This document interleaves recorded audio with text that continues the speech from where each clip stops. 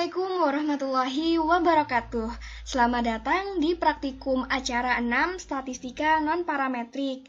Nah, di statistika non-parametrik ini, kita dapat menggunakannya jika suatu populasi tidak berdistribusi secara normal, lalu jumlah populasi atau sampelnya itu sedikit, misalnya hanya 5 atau 6 buah saja, sehingga sulit dilakukan statistik inferensi yang memadai, serta jenis datanya nominal atau ordinal. Nah, sedangkan aplikasi untuk statistika non-parametrik ini kita dapat menggunakannya pada 2 sampel saling berhubungan, 2 sampel tidak saling berhubungan, beberapa sampel berhubungan, beberapa sampel tidak berhubungan. Nah, untuk yang pertama, kita akan menguji data 2 sampel berhubungan dengan uji peringkat bertanda Wilcoxon. Nah, uji ini merupakan penyempurnaan dari uji tanda yang tidak memperhitungkan selisih antara nilai positif dan negatif. Uji ini dilakukan untuk menguji signifikansi hipotesis komparatif 2 sampel yang berkorelasi jika datanya berbentuk ordinal. Oke, contoh kasus yang pertama adalah PT Singset ini akan mengembangkan jamu dari rempah-rempah. Oleh karena itu, PT Singset ingin mencoba jamu tersebut secara kontinu kepada 8 orang sukarelawan. Nah, setelah ditimbang dahulu berat badannya, kemudian 2 bulan selanjutnya sukarelawan tersebut ditimbang kembali untuk mengetahui apakah ada penurunan berat badan yang nyata. Oke, kita langsung masuk ke SPSS-nya. Pertama, kita klik variable view. Nah, kemudian di baris 1, kolom nama, kita tulis sebelum.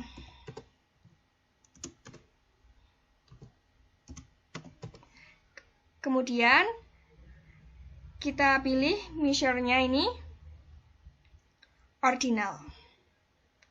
Lalu, di baris kedua, kita tulis setelah. Untuk measure-nya sama, kita ganti menjadi ordinal. Oh iya teman-teman, karena ini berat badan, desimalnya kita turunin menjadi 0 ya. Oke, selanjutnya kita klik data view. Nah, udah muncul kolom sebelum dan setelah. Oke, kita langsung copy paste aja datanya dari buku panduan praktikum. Ini ya.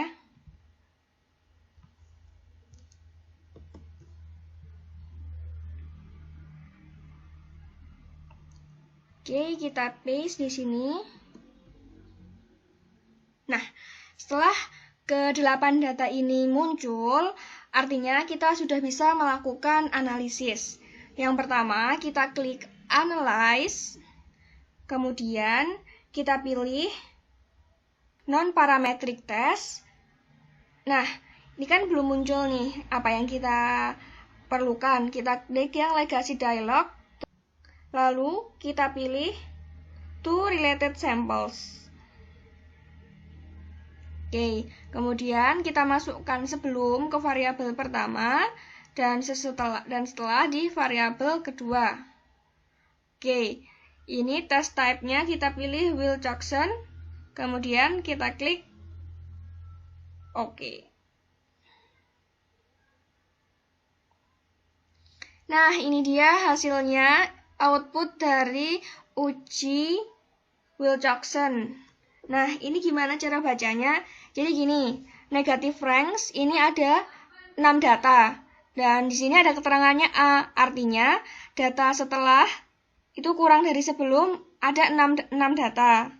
Kemudian ada 2 data di mana berat badan setelah ini justru lebih besar daripada berat badan sebelum, dan 0 data di mana setelah sama sebelum tidak ada perbedaan, tidak ada yang lebih besar atau lebih kecil. Nah, untuk mengetahui apakah hipotesis H0 atau H1 yang diterima, kita lihat di Z hitung. Nah, silahkan ini Z hitung dibandingkan dengan Z tabel. Kemudian ini ada p-value. Jadi, karena ini merupakan uji searah, silahkan p-value ini dibagi dengan 2. Oke, itu untuk uji data 2 sampel yang berhubungan. Kemudian sekarang kita akan melakukan uji untuk data 3 atau lebih sampel yang berhubungan dengan menggunakan uji Friedman. Oh iya, untuk interpretasi data secara lebih lengkap silahkan diperhatikan di saat praktikum hari Rabu besok. Oke, kita langsung masuk ke SPSS-nya lagi. Kita bikin baru. Nah, kayak gini.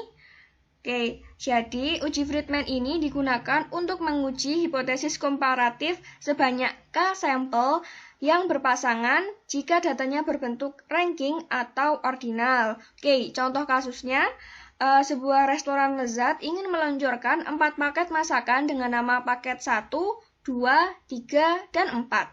Untuk mengetahui bagaimana tanggapan konsumen terhadap keempat paket tersebut, maka sejumlah 10 orang dipersilakan untuk mencicipi keempat jenis paket tersebut, kemudian memberikan penilaian pada setiap paket. Nilai yang diberikan ditentukan antara 0 sampai 100.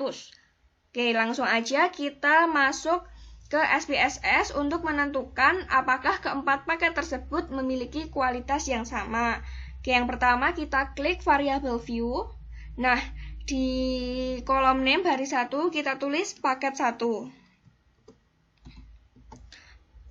Kemudian, karena tadi angkanya 0 sampai 100, maka desimalnya kita turunin menjadi 0 dan measure-nya kita buat menjadi ordinal.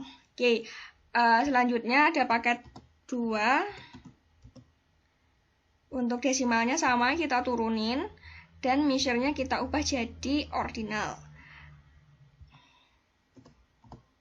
Begitu pula sampai paket 4.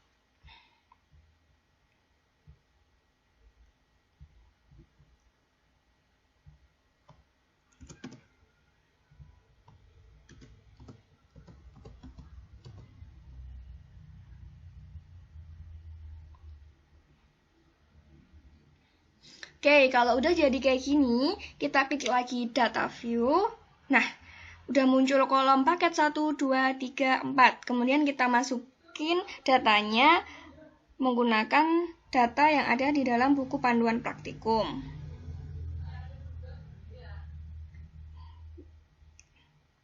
Oke, ini dia datanya.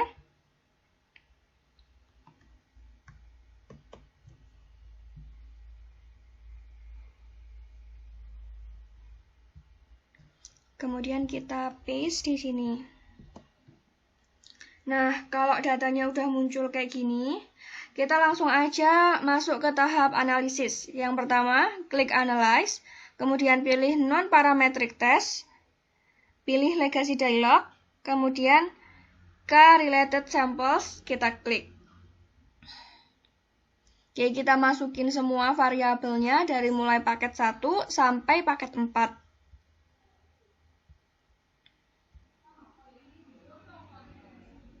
Kita pilih statistik yang deskriptif. Oke, kita klik continue, kemudian test type-nya kita pilih Friedman, kemudian kita klik OK. Oke, ini dia, udah muncul deskriptif statistik, Friedman test, dan tes statistik. Oke, gini, jadi secara sekilas kita bisa lihat ya, untuk rata-ratanya dari mulai paket 1 sampai 4. Kayak gitu. Kemudian di bagian ranks ini kita bisa tahu mana paket yang ternyata penilaiannya paling tinggi. Jadi yang penilaian paling tinggi adalah paket 1, kemudian paket 2, lalu disusul paket 4, kemudian yang terakhir ada paket 3. Oke, untuk uji statistik ini kita menggunakan Chi-square. Nanti silahkan diperhatikan pada praktikum untuk kriteria penolakan H0 serta penolakan H1 dan cara membaca tabelnya. Oke, sekian dulu untuk statistika non-parametrik kali ini. Selamat belajar dan silahkan tuliskan nama dan NIM kalian di kolom komentar karena akan mendapatkan nilai plus karena kalian sudah menyaksikan video ini. Terima kasih. Apabila ada kesalahan, saya mohon maaf. Wassalamualaikum warahmatullahi wabarakatuh.